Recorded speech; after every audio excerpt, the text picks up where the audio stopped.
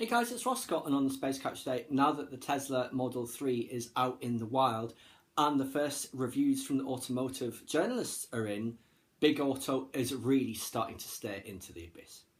Because the reviews that have been coming out have been pretty superlative. When they're saying things like, this is the most important car of the century, and yes, the hyperbole is necessary, and when they say it's going to blow everything else out of the water, they should really be paying attention rather than sticking their heads in the sand. Now, to be fair, most, if not all, of the car manufacturers and everywhere do have some sort of EV hybrid program going, but it forms a very small part of their business, as we know. Yes, the Bolt was out before the Model 3, but it has a much more limited run. Was I saying Tesla's getting about 1,800 orders a day for the Model 3, on top of what they already had of the 500,000. So that isn't just taking from other EV cars, that is taking from the entire pie, as it were. People like BMW, Mercedes, the Japanese car manufacturers, they're all in big trouble now. That, of course, is why they're starting to accelerate the steps towards EVs. For instance, in Germany, there was recently a big meeting between the manufacturers, members of the government, to discuss essentially the fallout from Dieselgate. The fallout from Dieselgate is, diesel is essentially, it's not dead because there will always be, I guess, some usage for it for some time, but basically it had its chance and it blew it. People don't like finding out they've been cheated, basically. And that's why they're paying out billions, of course, in compensation. And why sales of of diesel cars have been dropping while sales of normal petrol cars have risen. And, of course, the EV cars continue to expand the market segment as well. It's kind of still in the exponential growth stage because it's from such a low level, you can have large leaps. In due course, they will all transition to it. That's going to be aided, of course, by various countries essentially banning the internal combustion engine.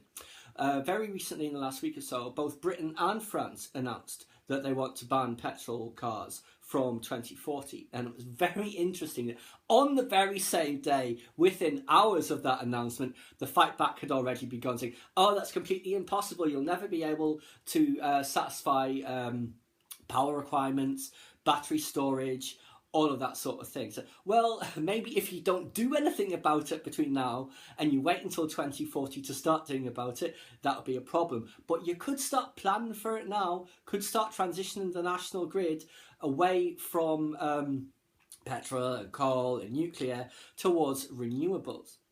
It would be nice if the British government for once didn't bury its head in the sand and was proactive. But I guess we'll find out. So yes, it's very much looking like the traditional auto manufacturers, it's the thin end of the wedge for them now.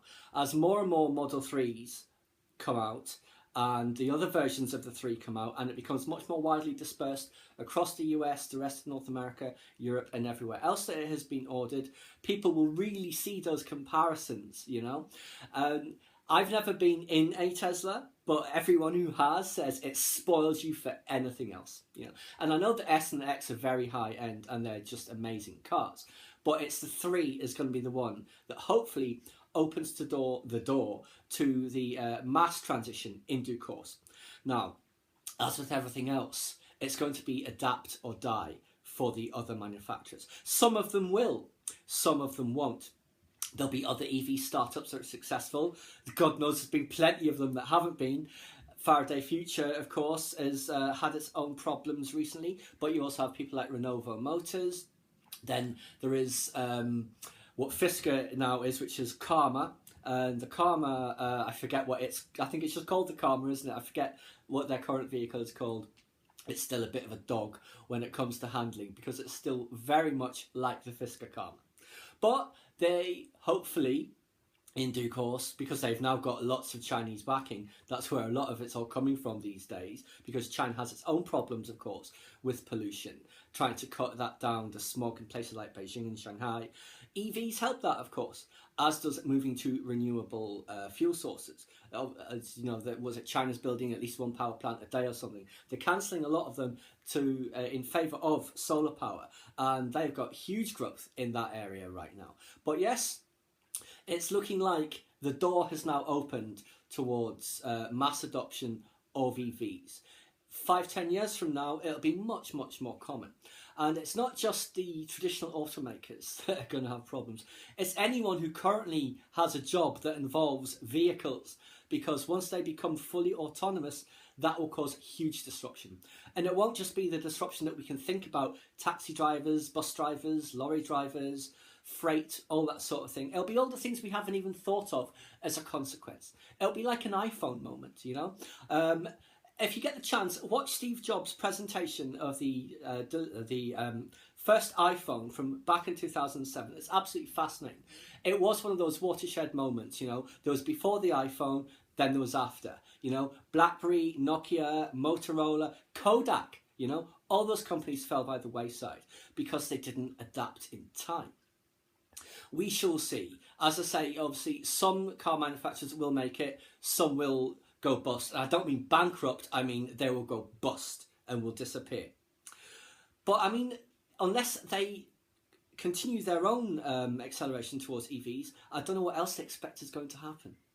But anyway, guys, that's just my quick thoughts on what is likely to happen, what is happening now that the Model 3 is out. It's getting rave reviews. As more and more people get the chance to drive it, I have no doubt that that will continue to expand.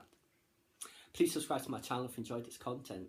Leave me a comment suggestion for upcoming topic you'd like to see discussed, or like the video.